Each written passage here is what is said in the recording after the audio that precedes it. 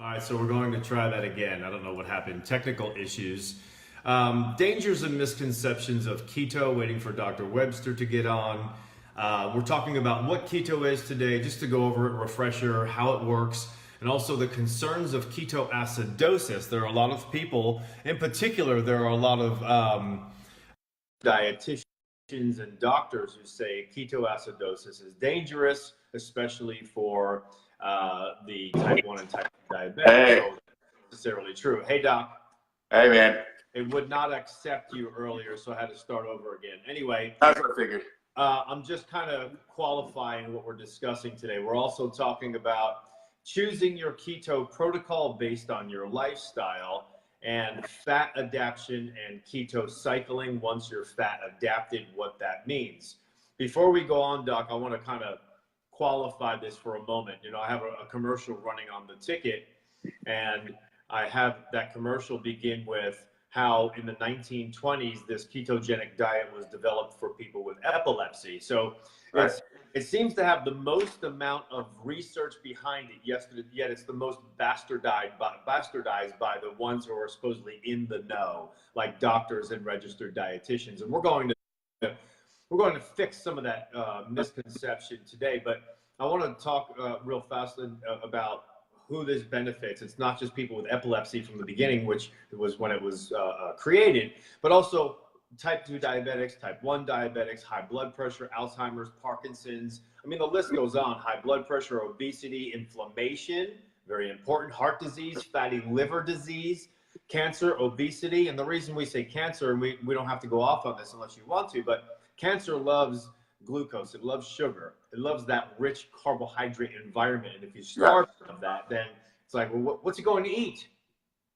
That's very true. You're starving the cancer cells. It doesn't mean it's going to prevent every type of cancer. Just because you go on keto diet, it doesn't mean it's going to cure you of your cancer if you already have stage 4 metastasis. But you're giving yourself a lot better chance of not developing cancer or possibly even beating it if you're not fueling that cancer with the fuel source that it loves. Why give the cancer what it loves to thrive on and survive on if you can give it what it hates? And that means a ketogenic type diet. So before I go further with this, because I want to quote a couple of doctors in here and studies, let's just real quickly talk about what keto is, a ketogenic diet, ketosis, and then we can move on. All right, keto is referring to exactly that, ketones or ketosis. A ketone is a chemical in your body that's made in the liver, and it's simply just a manipulation of fat is all it is. So when you're in a certain state of ketosis, which is the state where you're producing ketones, all you're doing is you're taking the fat that's circulating around in your system in the form of a triglyceride. That just means fat in the blood. You're taking those triglycerides or fat, going through the liver, and then your liver's converting it into a different chemical, and that's a ketone. That's all it means. It's as simple as that as far as what is a ketone. That ketone is much like another fuel source, like glucose. It's a really clean burning fuel source for your brain, your heart, your muscles. Most all of your tissues in your body can burn ketones quite efficiently, with the one exception, and I've said this before, the one exception is the liver. Even though the liver is what makes the ketones, the liver doesn't use ketones, but pretty much everything else loves to use ketones. And you might say, well, why would we do that? Can't the heart and the muscles and the brain just use fat as it is for energy? And the truth is, yes, you can. You can use triglycerides for energy, but fat itself, or a triglyceride itself, doesn't burn or convert into energy as cleanly as glucose or ketones. So when you're talking about your muscles on your body, your skeletal muscles, that doesn't matter too much. Your muscles aren't that sensitive to the little bit of toxicity that's produced by burning fat for energy. Your heart also, believe it or not, is not that sensitive to those things. So your heart will burn fat all day long. Your muscles will burn fat all day, and they're happy to do so. But your brain, your nervous tissue in your brain is highly sensitive to any toxicity whatsoever. So your brain would highly prefer to never burn fat for energy, but it loves, and I mean absolutely loves, to use those ketones for a nice clean fuel source. So based on that, Dr. Myhill, a doctor over in Europe, said that the states of the brain and the heart run on at least 25% more efficiently on a ketogenic diet, and that the brain uses 20% of the body's total energy for the day. Okay. In addition to that, we're all born in a state of ketosis. We're not born in a state of having, carbs from sprinkles, cupcakes. We're born in a state of ketosis. And that's what the body identifies with. That's when it's in homeostasis. It's healthy in that respect. And it's getting mother's milk made of fat, not chocolate chip cookies, right? Very true. So it's important to recognize that when we're in that healthy place and we're getting the fuels that we need, we don't need to live on carbohydrates. People say, well, what about salad and all that other stuff? Yes, those are healthy for us. However, one of the things I was reading is that we can live on and have enough energy on the ketones that we produce, but we also get that from the protein, the gluconeogenesis that I wrote about last week on my wall, that you convert that protein into a form of energy as well. So we don't need carbohydrates. However, they are very healthy for us in certain forms, and we can talk about that later on when I talk about keto cycling. So go ahead. Right. Gluconeogenesis, let's talk about that. You mentioned that term, and I think that probably kind of confused a lot of people because it's not a common term. All that means, George, is that you're using something else, in this case, protein typically, and you're converting it into blood sugar. So when you talked about how you may not need all of the sugar, we certainly don't need the chocolate chip cookies. The truth is, when you want to get technical about it, we don't need to consume any carbohydrate whatsoever. That's what I said. I know you did say that. Yeah, we don't need to consume even a trace of actual usable carbohydrate that converts into sugar. The important thing to take away from this is, one, there's no such thing as an essential carbohydrate. So you can go completely zero carbohydrate. But people oftentimes say, well, what about the brain? Doesn't the brain have to have a certain level of glucose or blood sugar in order to maintain its processes? And that is absolutely true. In fact, your whole body has to maintain a certain level of blood sugar. We will die if our blood sugar goes to zero, or even if it doesn't even have to be zero. It can be much higher than that. And we would die from hypoglycemia. So we have to maintain a certain level. We might want 65 or 70 kind of on the low end before we start seeing really bad effects of low blood sugar. But that doesn't mean you have to consume any sugar to keep your blood sugar that way. We have processes in our body that will regulate our blood sugar without ever consuming a single kernel or a single grain of sugar. And that is this process that you're talking about, which is gluconeogenesis. We simply analyze our blood sugar, and if it's too low, we convert certain other chemicals, protein, into blood sugar to maintain a nice steady level in our blood. And our brain is happy. Our brain doesn't have to have lots of sugar. And in fact, it doesn't work well on lots of sugar. It just needs normal sugar. It just needs some sugar. That's all it needs. And otherwise, so to address the bulk of the metabolic processes should in fact not be run on sugar in the brain, but should be run, like you said, on these byproducts of fat, which are called ketones. If you're not fueling that. So let me mute this. Excuse me. I want to address some people who are on here now. Edward Shue, I know you live in Dallas. Yes, it is being recorded. We'll have it on there for you later today. But there was also a study that talked about children who did ketogenic diet, who were on a ketogenic diet. They had improved cognitive function, and that ranged from clarity, memory, recall, even improved learning, because they're not bombarded with all this sugar, right? Another human study found that a ketogenic diet, even in the short term, improved memory in the older generation, the older adults who had decline. Here, do you want to get into the dangers of keto now, or do you want to get into more about how it works? I want to address what you just said with the memory and the cognitive issues with whether it be children, adults, or elderly. It doesn't really matter. Our brains really hate to have excess sugar floating around. Like I said, you need normal sugar, but you don't want excess sugar, especially in the brain. The brain is highly susceptible to excess sugar and the consequences of excess sugar. You may have heard of insulin resistance. George, I know you have, but the listeners may have heard of insulin resistance. It's something that happens when you're exposed to too much sugar. You get too much insulin production. Then your cells start to become resistant to that action of insulin, which means that sugar or that blood glucose doesn't work as well as it should. Our brains need a little bit of glucose to maintain itself, but you want it to work. When it doesn't work, that's when you need more and more and more and more of it just to do a very simple task that a small amount should be able to accomplish. So there's this thing, we look at type 1 diabetes, George. We look at type 2 diabetes.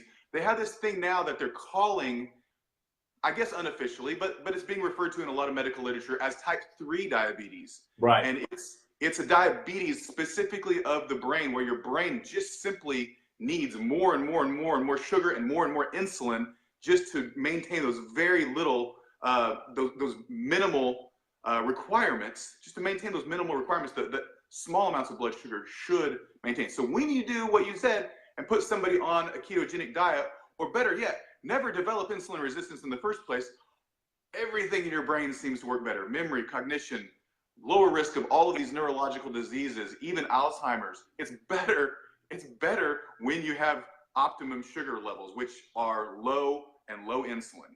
So a couple of comments real fast. When we talk about excess sugar, I believe there are too many people who don't recognize that they have excess sugar, even if they're not trying to have excess sugar. If you're eating a sandwich every day, and then you have your salad, and then you have an apple early on, and then you have just that piece of candy as you walk out of the door from where the secretary is or something like that, you have excess sugar. Yeah.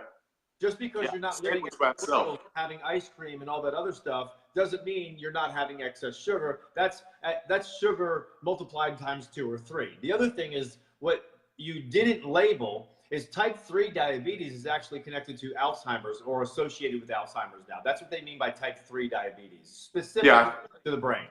Yeah, I thought I mentioned that. It just means your brain cells are not going to work efficiently at all.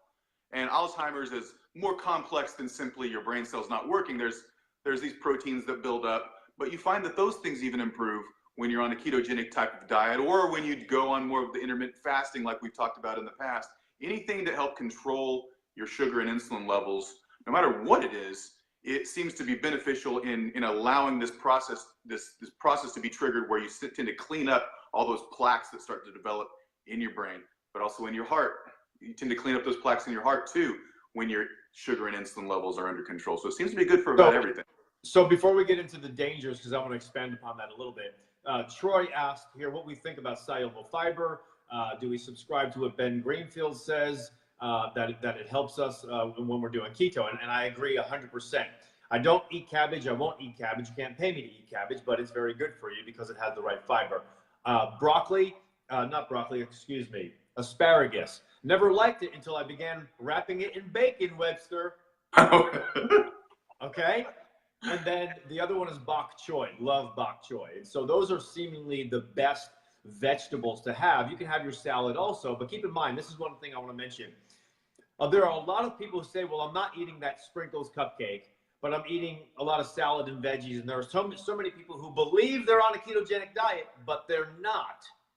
It's the breakdown of macronutrients, not the type of macronutrient, which means if you're eating a sweet potato, that might be your carbohydrates for the entire day. If you have a sprinkles cupcake, it's most likely your carbohydrates for the day, maybe a day and a half. But if you're having salad, it's still carbohydrates. If you have salad throughout the entire day and a bunch of veggies throughout the entire day, and they're all green veggies, let's say, you may have too many carbohydrates for the day, regardless of the type of food it is. It's the macronutrient breakdown you need to pay attention to. And there's the huge disconnect when people think they're actually doing deep keto. And I bring this up because there was someone I spoke with last week, a female, who said, oh, I'm keto all the time. I said, oh, really? Tell me what you've been eating. She said, I bring a salad to work and I have veggies throughout the entire day, and I'm on keto. No, you're actually having high carbs and low fat because you're only having olive oil on there. Where's the avocado? Where's the other fat throughout the day? And you're having too many carbohydrates. So she's not keto. Is she eating healthy? Absolutely. But she's not keto. So I want to get into the dangers of people who think they're eating keto. They're not, and they wonder why their blood work is off. They're not getting the results they want. And the doctor says, see, I told you so, don't do it. Right? Let me just say this before we go. When you say salad, that can mean a lot of things to a lot of people.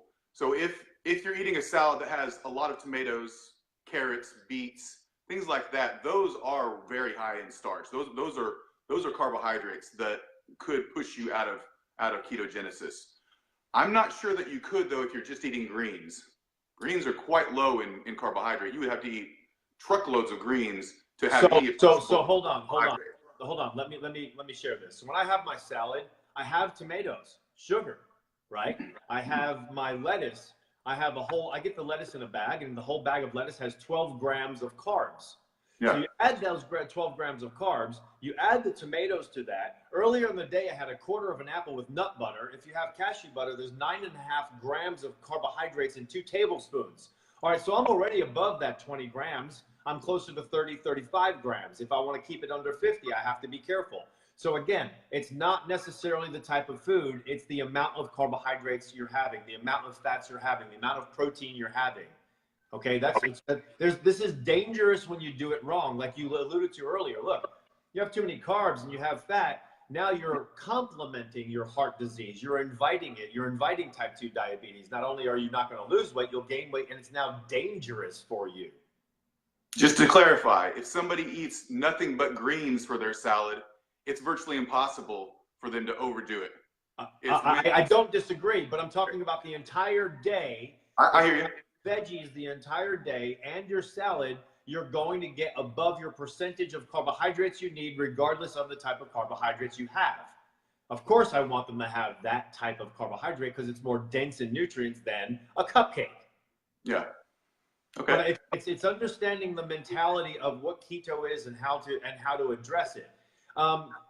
I also know, and through my research, I've done about a year's worth of research on this and also used myself as a guinea pig over the last 7 months because I've been on it, is that there are many, many forms of ketogenic eating.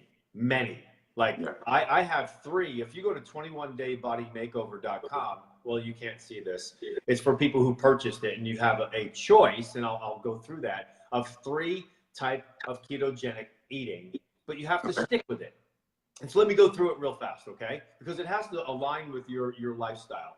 You have the Well-Formulated Ketogenic Diet. The acronym is WFKD. You can find that online. Focuses on 70-75% fats, 1 gram of protein for every kilogram of muscle mass. So every kilogram equals 2.2 pounds. And then also your carbs, your protein, let's say if you don't know what your mass is, you can have it between 20 and 25% of your calories for the day. And then your carbs for the day would be 5 to 10%.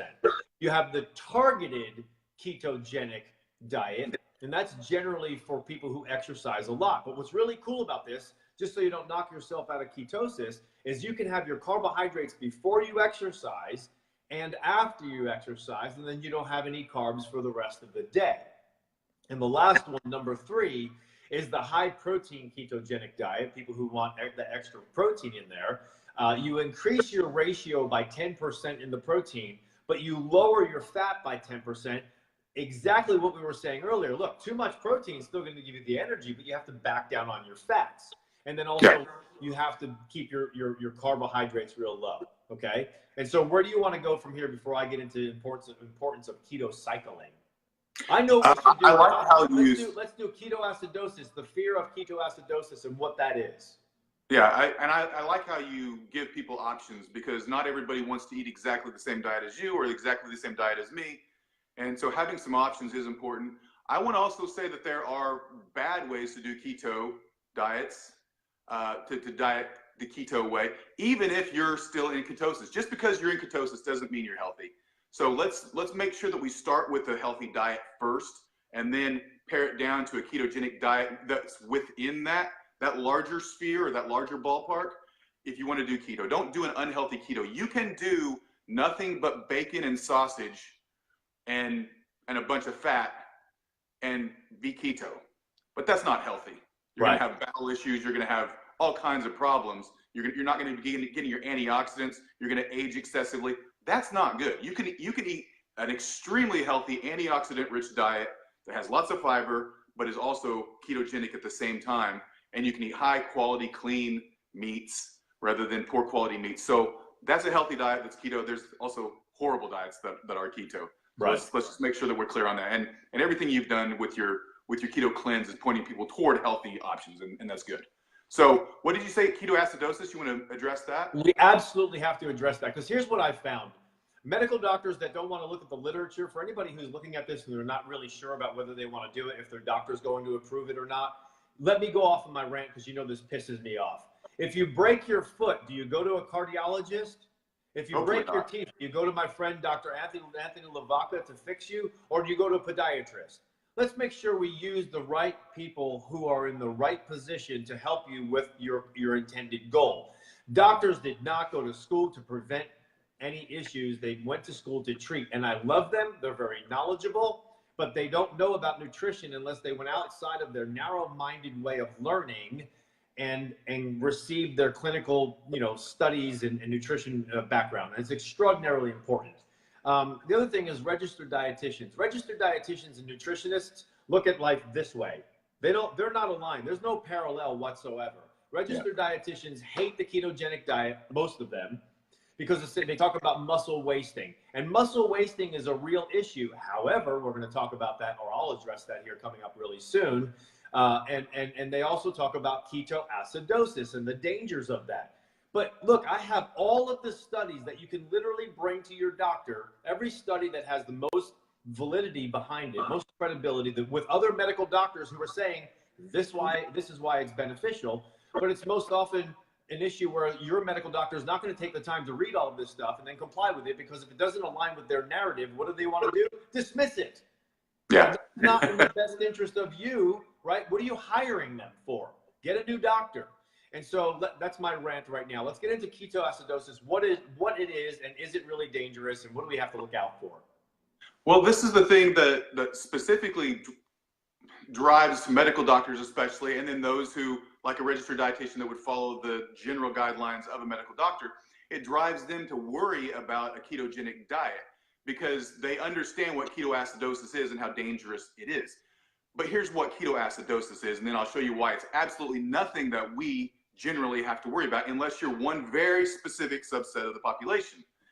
Ketoacidosis is when a type 1 diabetic, which type 1 diabetics make no insulin. That's the definition of a type 1 diabetic. Their pancreas is fouled up, is faulty, and they don't make any insulin, period. So they generally have to inject themselves or have a pump where they're exogenously introducing pharmaceutical insulin into their system. That's how they maintain their insulin levels. But some of them are not very good at keeping track of it. I had a buddy in college. He was awful at this, George, and I didn't know anything. This was not chiropractic college. This was engineering college. This was 20-year-old me who had no medical knowledge whatsoever. I didn't even take biology in college. So I'm studying some signal processing class with this guy, and he's just acting weirder and weirder and weirder as the night goes on. And by the end of the night, I'm like, what's wrong with you? I mean, it was like, George, it was like somebody had been drinking Everclear all night long. And by the end of it, it's like, he's so wasted. He can't even stand up. He can't even speak without slurring. I didn't know what was going on. Come to find out, he was chronically mismanaging his insulin injections. He'd take too much. He wouldn't take enough. So it was just a mess. So not all type 1 diabetics are really good at this. So when a type 1 diabetic doesn't give themselves enough insulin, their insulin's too low, they can be at dangerously low insulin levels. When your insulin levels are low, this is the key to all of this. When your insulin levels are low, that's when you start producing ketones. So you and I, we eat less carbohydrate, our sugar goes down, our insulin goes down with it, and we have nice, really healthy levels of insulin, nice and low. We don't have high insulin levels. We start making ketones. A type 1 diabetic is nowhere near that. They're like all the way down here. That's how much they make. Not here, not here. They're here, where you can't even see it. There's none. So when it's that low, it triggers a massive production of ketones in the body, and you end up with way too many ketones, way too many ketones. Ketones are technically acidic, but so is fish, so is chicken, so is turkey. Things can be acidic and not unhealthy because we have mechanisms that we balance, we compensate for a little bit of acidity in the body's fine because we have a little bit of something else to balance it. But not when you're a type 1 diabetic. the insulin goes so low, the ketones go so high that we can't keep up with that. So they become very acidic, could possibly even die from this excessive acidity in the body that their body simply can't cope with. So that's ketoacidosis. If you don't have type 1 diabetes, you cannot induce ketoacidosis into your system by going on a ketogenic diet. You can eat 0 carbohydrates your entire life. You will not induce ketoacidosis unless you already have type 1 diabetes. So let me ask. So does that mean type 1 diabetics should not do a My Keto Cleanse or any ketogenic diet? A type 1 diabetic absolutely can do a ketogenic diet. They just have to be careful that they keep their insulin levels to a point where they maintain their glucose levels. That might mean if you do a ketogenic diet where you're not eating a lot of carbohydrate, you don't need a lot of insulin. Even if you're a type 1 diabetic, you just need a little insulin. Let's make sure that you have enough insulin so that you have kind of normal levels of insulin. If you eat tons and tons of sugar and you're type 1 diabetic, you have to take lots of insulin to keep your sugar down and maintain a normal level of insulin.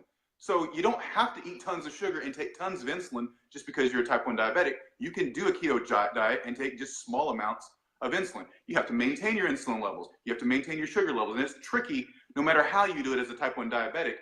But the worst thing a type 1 diabetic can do is eat junk food and sugar all day and say, doesn't matter, I'll just take insulin. Pushes it right back down. And that's how a lot of them manage it. That's horribly unhealthy for them. So it sounds to me it's all about data for a type 1 diabetic to make sure that when they're on this keto protocol, whether it's My Keto Cleanse or any ketogenic diet in general, to watch the data about how much they really need to release rather than putting too much in and thinking that that's their norm. Just because it is, you're about to change your norm. And that could be dangerous. So it's important to do that, right?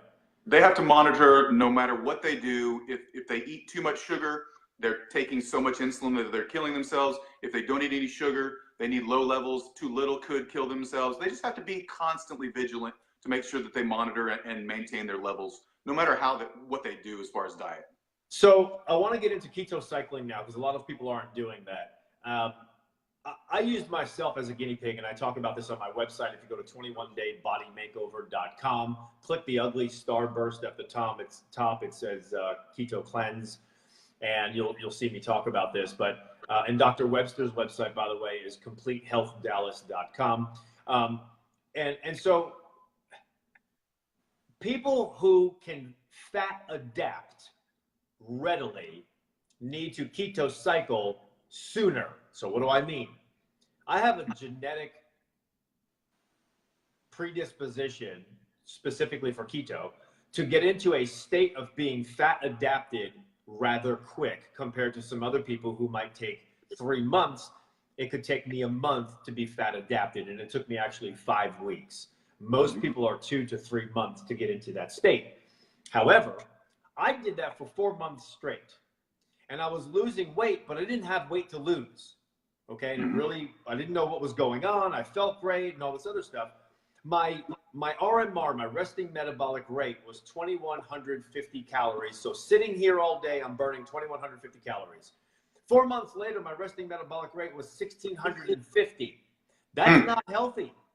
My hormones were balanced, but that's not healthy. And the reason for that is because of muscle wasting, because I fat adapted so much that I did not keto cycle. So what the heck is keto cycling? And this is where you increase your carbohydrates, you increase your proteins much more 2 days a week to refuel those muscles. And so what's great about that is when you refuel the muscles, and we're not talking about carbohydrates like sprinkles, cupcakes, but we're talking about the good carbs, the brown rice and quinoa and sweet potatoes and fruit and beans and whole grains and stuff like that, amaranth, right? All those things are very, very healthy for you. But what I found is that I burned out much faster on my workouts. I didn't have the strength, I didn't have the reps, but when I started doing keto cycling 2 days a week, so let's say Saturday and Sunday, I would have high carbs. The nut butters I told you about, and apples, and of course my salads still, they never went away, but I started having even more protein. I would have turkey and some like black rice in there. and all of those carbs for the day, I probably hit 125 grams of carbs for the day. However, my fat was only 5 or 10%. So I increased my fat. I increased my carbs, I increased my protein, but I lowered my fat. And so I want to give an example of this, because keto cycling, to maintain muscle and to gain strength, is extremely important once you're fat adapted. And I've said it 3 times now, because it's important. If you don't wait until you're fat adapted, then you're not going to get the benefits of this keto and lose the fat that you want, and so on and so on. So with keto cycling, I increased my protein, low fat, medium or high carbs. Okay, so 60% carb, 30% protein, 10% fat. Or you could even do 65% carb, 25% protein, and the rest fat. Some people do 30-30-30, and that's fine also. This is not about being in a state of ketosis. It's about changing the macronutrients that you ingest twice a week. Here's what's really cool. Saturday, I'm all carb, I'm carb loading, higher protein, not high, higher. Sunday, the same thing.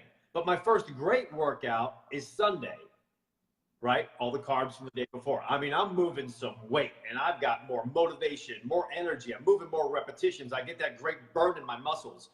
Monday, I'm back to a ketogenic diet, super high fat, super low carbs, medium protein. However, I still have energy from Sunday.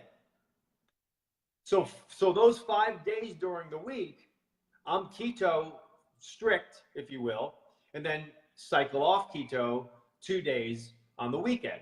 Now, there are 0 desires when I'm on keto for too much food and the wrong food. But every single time, this is me speaking about my life, 100% of the time, whenever I have my carb load day, my keto cycling on Saturday and Sunday, I eat an exorbitant amount of food. Why? Because I'm so damn hungry. The fat doesn't keep me satiated. I don't have enough fat to keep me satiated. You know when you get the lactic acid burn? The days that I'm carved up, I can move more weight, like I said, and more reps before I get that burn. And the days when I don't have those carbohydrates and I'm just working off the ketones, I can't push myself as many repetitions, because I get the burn much sooner and it's much more intense. So that's the Tuesday through Saturday. The 1920s produced the ketogenic diet for people with epilepsy and has a plethora of scientific proof showing the benefits of rapid fat loss, decreased insulin levels, improved sleep, and brain function. Eating high-fat food while significantly decreasing carbs turns your body into a fat burner from a carb burner. Dr. Myhill said the brain and heart run at least 25% more efficiently on a ketogenic diet. How many times have you been disappointed by fat loss results? Less than optimal organ function due to poor lifestyle choices, slow or minimize desired results on any diet. We created the first and only keto cleanse system to be the fastest fat loss program on the market by combining the correct keto diet with a full body cleanse. Change from being a carb burner to a fat burner today. Visit 21daybodymakeover.com/keto, click on keto cleanse, and receive cleanse supplements, a keto cookbook with desserts such as keto brownies, and grocery list, recipes, and exercise videos. That's 21daybodymakeover.com/keto. Really feel like you're on the keto flu. By the way, Amy said that she can't hear you. It might be her computer, because I can hear you perfectly, and we'll have this recorded anyway. But yeah, the keto flu, you really feel like you have the flu. You're lethargic, you might feel a little achy, and I'm glad you mentioned that, because here's what I found in my experience. The people who have the worst lifestyle, that decide to go and follow a ketogenic cleanse or a ketogenic diet, often have the worst symptoms of the keto flu. If you're going from a healthy lifestyle into ketogenic diet, I had 0 flu-like symptoms, 0. And so it's something to consider, and that's why I created the keto cleanse, because it can help you transition easier without dealing with the keto flu or having such exacerbated symptoms of the keto flu. So I'm really glad you mentioned that.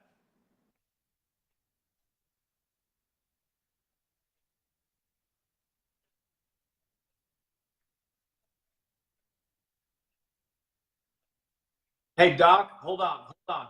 Now, other people are saying they can't hear or see you. Click off, click back on right away.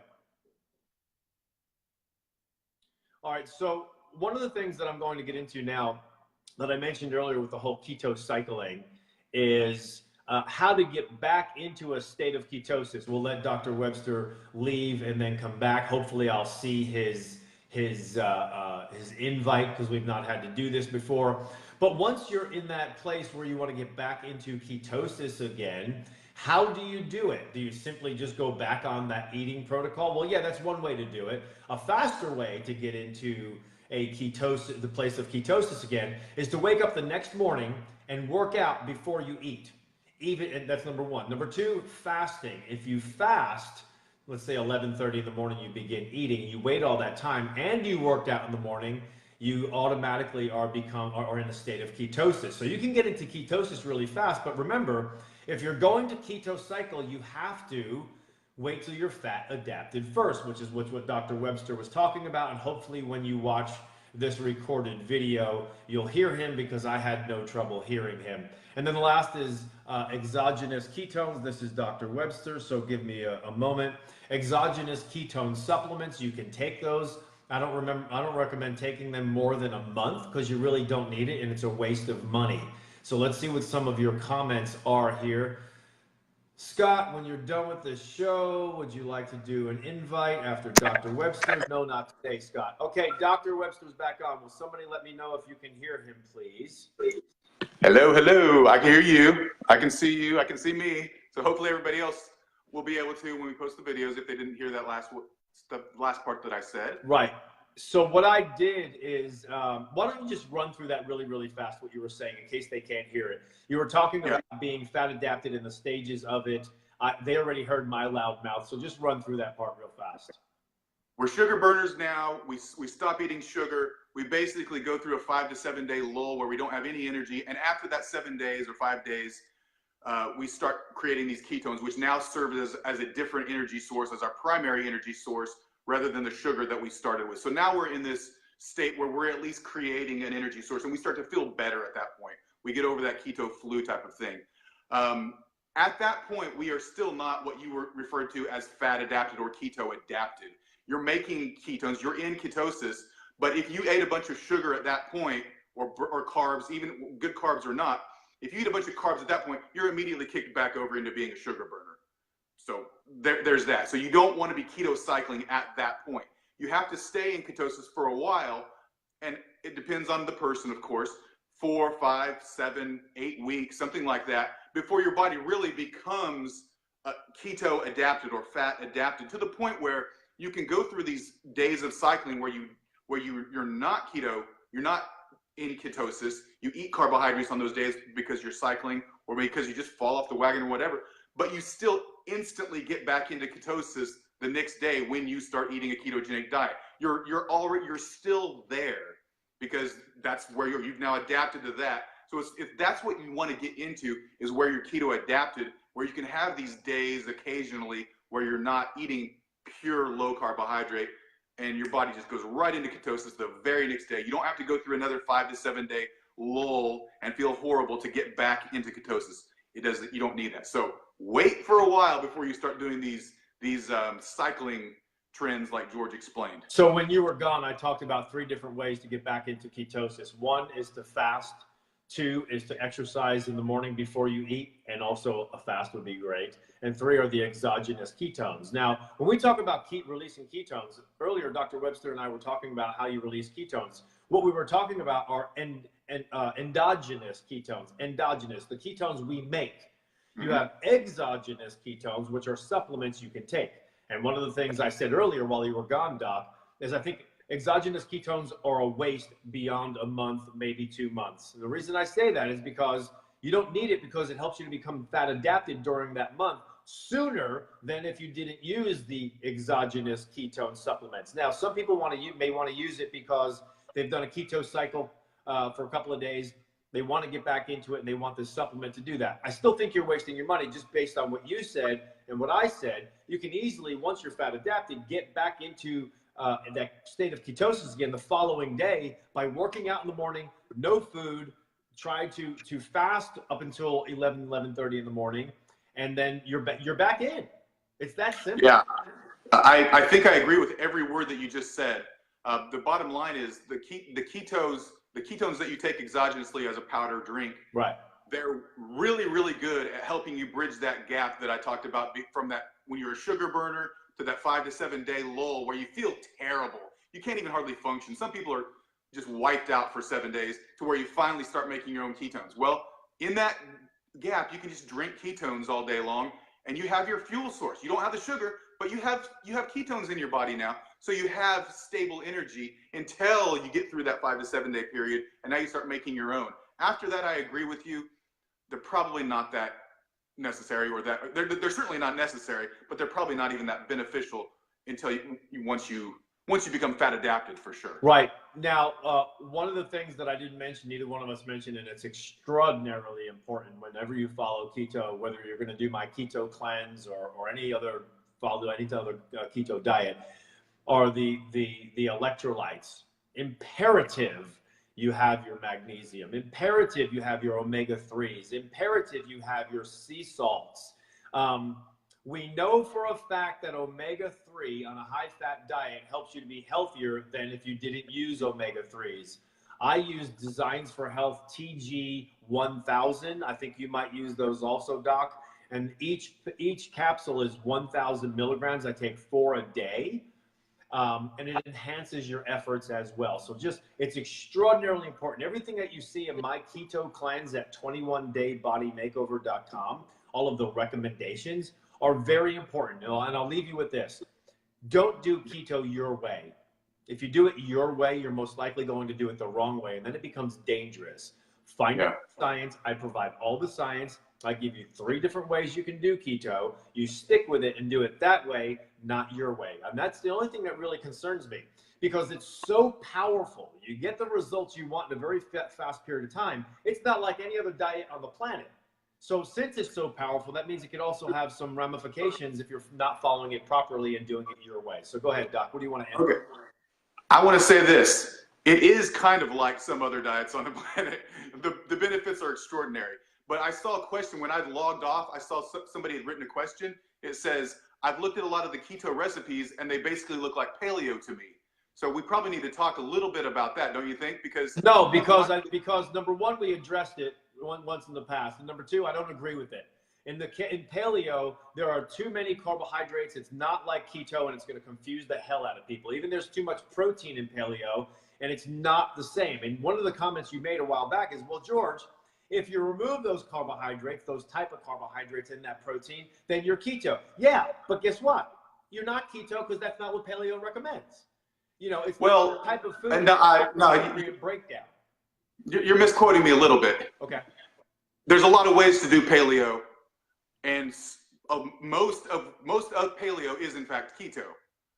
You could eat sweet potatoes and carrots and apples and not be keto and still say I'm eating paleo diet. You could, but you could also eat exactly what you're recommending on a ketogenic diet, and that would absolutely still be a paleo diet. Paleo never says you have to eat excessive protein. It just says proteins are available, meats are available to eat, vegetables are available, nuts are available, fruits are available. So if you eat meats and vegetables and nuts, you're paleo, but you know what? You're keto also. So there's certainly I know what you're saying. Mostly an overlap. Yeah, now I know what you're saying. So yeah, you're not keto if you're eating paleo, but you're paleo if you're eating keto. In most cases. Yeah. Now that makes sense. Total sense.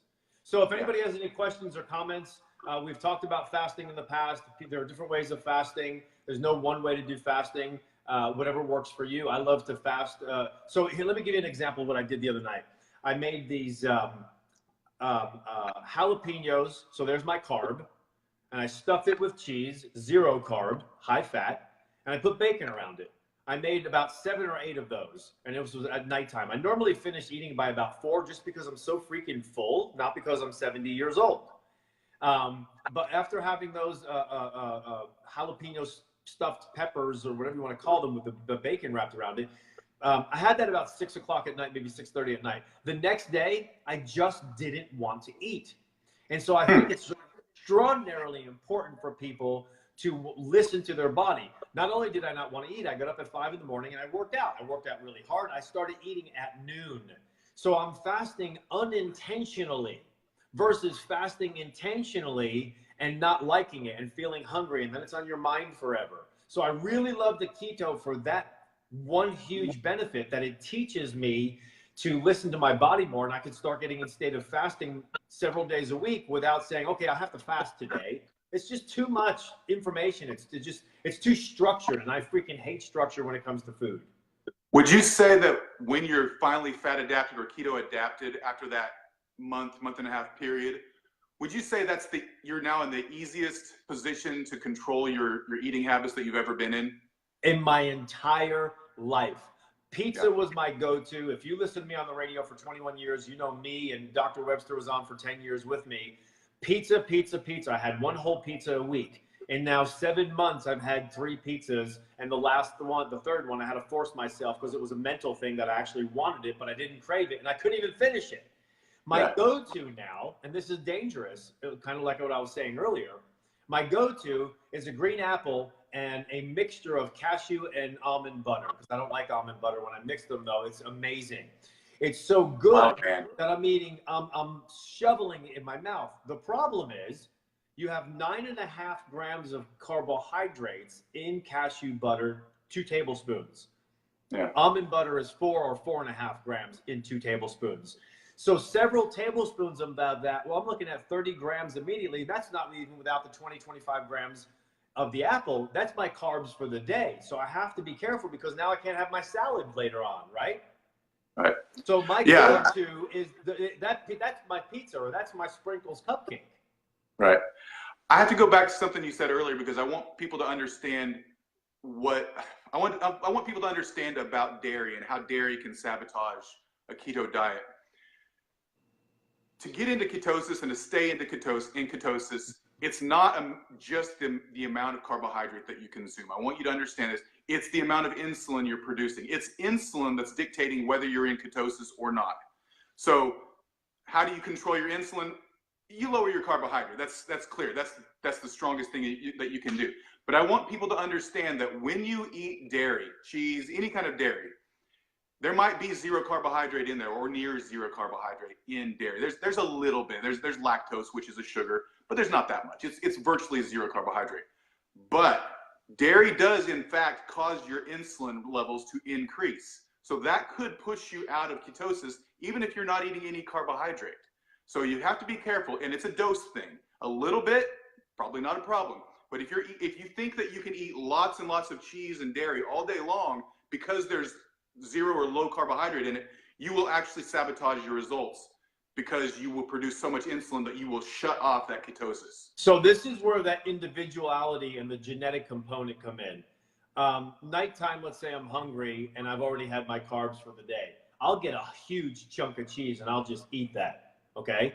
So I have, like, my blood work is freaking perfect and I'm very lean. I think genetically it's okay with me because I can be so fat adapted. I'm fat adapted. I can be in a state of ketosis so fast. Maybe with other people who are struggling to lose weight, if you will, or have blood sugar issues, we'll have to listen to what you said much more carefully. And I think that's where the individuality comes in. And I agree with you 100% because I recommend cheese on my keto cleanse, but that's not your primary source of fat. You know, it's olive oil, avocado, it's your meats and so on. Yeah, you're different than the average person. So when you read a book about keto diet and it says to you to stick within, 50 grams of carbohydrate or whatever, would that be reasonable? 50 grams of carbohydrate a day? So some doctors say 20 grams for the entire day. I don't like to be so strict on people because then it makes it much more difficult. Maybe once you're fat adapted, 20 grams is easier. So I like to give them a little leeway and go up to 50 grams, but that's the absolute max. Not 55, not 51, 50 is the max. Yeah, and I'm just saying that you are very different than other people. If you eat 50 or even 55, because you work out intensely, because you already have a fast metabolism, you might be able to quickly burn through those slightly excess carbohydrates, whereas somebody who's more sedentary, doesn't have as much muscle tone as you have, doesn't have the resting metabolism that you have, they might not be able to get into ketosis at 51. You may. or they might need to be in that closer to that 20 level. So everybody is different. I totally believe you that you can eat a chunk of cheese at night and stay in ketosis, totally. But some people couldn't, and especially if they eat a little cheese for breakfast, a little yogurt for lunch, and that big chunk of cheese with dinner. Now you've probably pushed your insulin so high that it doesn't matter if you're 0 carbohydrate, you probably are no longer in ketosis. And let me finish up with saying this: just because you lose fat doesn't mean you're in a state of ketosis.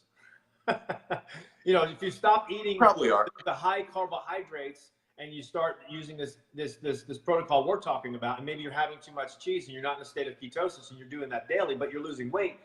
Yeah, that's great that you're losing weight. You may be healthier that you're losing weight, but if you were to check it against your blood markers, it may come back and say, well, you're not as healthy as you think. And what am I doing wrong? I'm really doing keto. Well, maybe you need to pull that cheese out, like you said, or minimize it.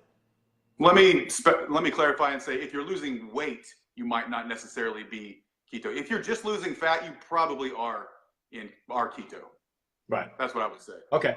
Well, good. So Dr. Webster's website is CompleteHealthDallas.com. Mine is 21daybodymakeover.com. Love to hear questions, comments from you. I'll put this on YouTube. It's going to be on my 21. Share. Huh?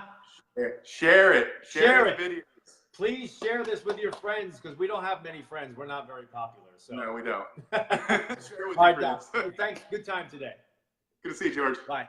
The World Health Organization said air pollution kills 7 million people per year. Our body has a natural ability to detoxify, however, it wasn't designed to handle the constant burden of unhealthy food and air pollution. To tackle this problem, we created the Keto Cleanse. Ketosis occurs when your body runs out of carbohydrate stores and begins using fat for energy. The Keto Cleanse forces your body to produce ketones, which naturally switches you from a carb burner to a fat burner. You won't miss unhealthy carbs when you add high fat such as bacon, cheese, guacamole, and other favorite foods to help you become a fat burner. And for the nerd in you, we'll provide the science of how this process works. You won't feel restricted by the food you love on the Keto Cleanse. Tim Tebow loves keto. Check out the video on our site. Visit 21daybodymakeover.com/keto now and click on Keto Cleanse. You'll receive cleanse supplements, a keto cookbook with desserts such as keto brownies, and grocery lists, recipes, and exercise videos. That's 21daybodymakeover.com/keto.